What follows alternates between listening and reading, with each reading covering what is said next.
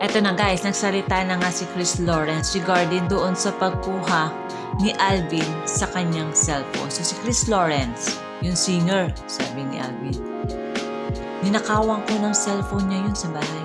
About the video that's going around, sabi ni Chris Lawrence, sa mga gusto, ito yung totoong kwento no. So makinig kayo. So the years 2006, gusto namin lumabas ni JR nung gabi na yon.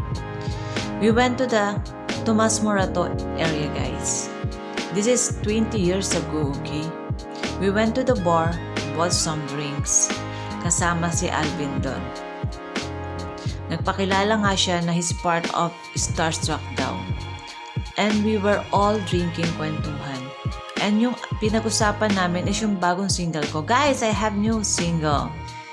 It's called Miles Don't Matter. Out sa lahat ng platforms. I dedicate this song to all the OFWs, all the people that are in LDRs. I know that's hard to so. Okay, balik tayo sa kwento. So we're all at the bar. Nakilala ko si Alvin and I think he was with 2 or 3 other people.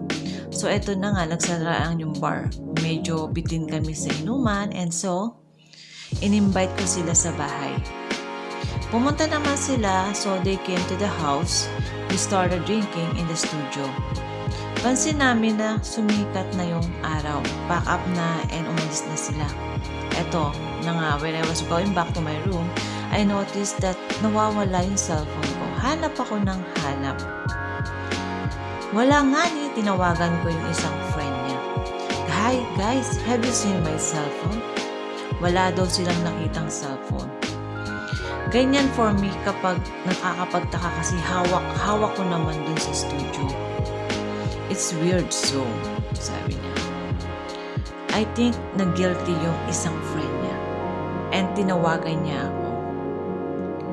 And inamin na si Alvin niya ang kumuha. Why would you do that? Why would you steal from me in my own house, bro? That's so disrespectful. Nagsorry siya and honestly, my first were balled up. I was gusto ko siyang suntukin. Pero I know that violence is never the answer. I said it's okay. Medyo binibigyan ko pa siya ng attitude. Kasi ninakawan nga niya yung cellphone ko, but that was 2006, that was story of that. I know he is in a better place now. I know he's Christian and alam ko naman na mabait si Alvin. So ikaw kasi Alvin. Kinalimutan ko na yun, pinaalala mo pa haha.